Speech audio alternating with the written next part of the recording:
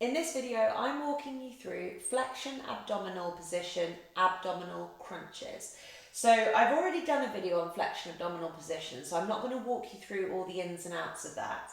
If you haven't done flexion abdominals position before, please do watch my video on that. Or if you're not sure, if things are kind of feeling wrong in other exercises that you're doing in a flexion abdominals position, please do re-watch my video just in case you've missed something, a little cue that might help you get more out of the exercise. So I'm in my flexion abdominals position setup.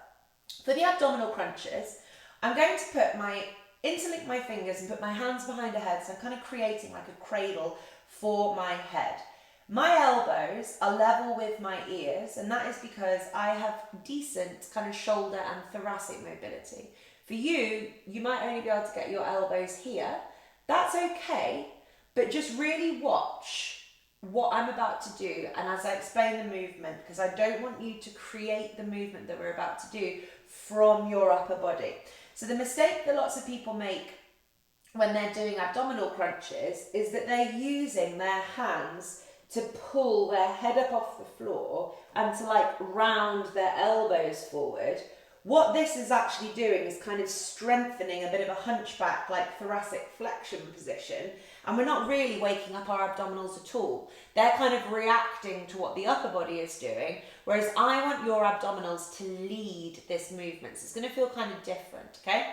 So I will demonstrate this the way that I do it, and then I'll demonstrate it with what it might look like if you've got a little bit less shoulder mobility. So I'm in this position, and as I do this, there is a little bit of a sense of my rib cage, just kind of the bottom of the back of my ribs is like lifting up off the floor slightly. And that's ultimately the most helpful thing to tune into for this exercise, because we want your rib cage to stay down the entire time. And the way that your rib cage is going to stay down is by you gently squeezing your abdominals to pull your lower back and the bottom of your rib cage down on the floor. So I just want you to kind of maintain that abdominal engagement. So this bit here is tensing up, pulling that lower back down, and you should feel, if you're anything like me, it feels nice to have that grounding through the bottom of the ribs, because I'm a bit of a rib cage flarer normally. So that kind of feels nice to lengthen that mid to lower back section, keep the abdominals engaged.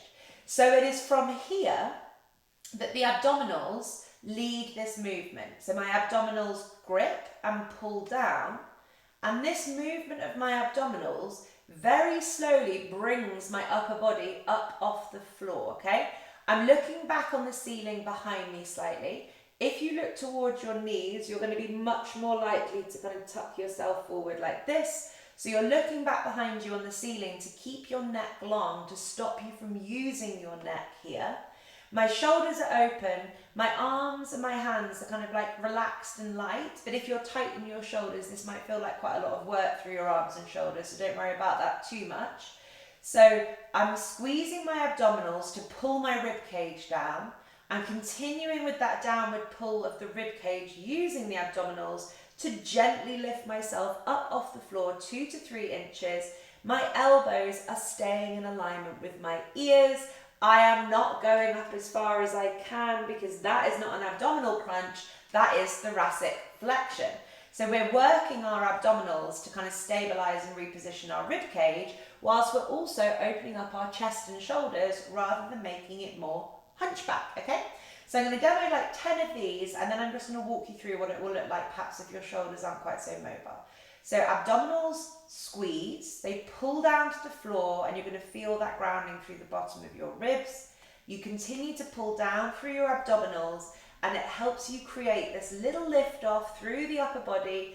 Elbows stay in alignment with shoulders. The neck is long. We're not tilting the neck too far backwards, but neither are we tilting it forwards. There is absolutely no tension here in my neck.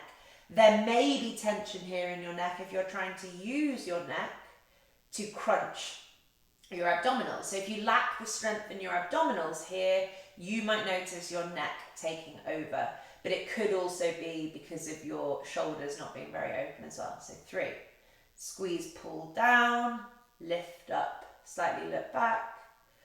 4, keep squeezing with those knees. 5, 6, Don't let the upper body take over. The abdominals are leading this movement. 7, 8, 9, 10. So you can see how minuscule that movement is when I'm leading from my abs and not leading by just rounding my upper body. So just to walk you through what this might look like if you're not quite so open in your shoulders, it doesn't matter if your elbows can't come all the way back. I don't mind about that. I'd rather your elbows be here and you feel like you're not flaring your rib cage than have your elbows open and the rib cage really be flared, because that's really negating the point of what we're trying to do here. We're trying to kind of ground the rib cage into the floor. So have the hands and the arms and the shoulders kind of light. Allow your elbows to come forwards if you can't open them without the rib cage really popping up. But what you are just really making sure that you're doing is still that abdominal engagement, slightly looking behind you on the ceiling, not going too high, and then coming back down. You're not using your hands to crank your body upwards, okay? So the abdominals are still leading the movement here, even though my elbows are slightly further forwards than my ears. There's no tension through my neck. My arms, my shoulders, and my hands are not doing anything. This is all about my torso pulling me down, which then lifts up the upper body. So that's just a slightly modified version, just in case having your hands behind your head feels too much, or if it means that you flare so much in your rib cage that you're not staying grounded through on your lower back.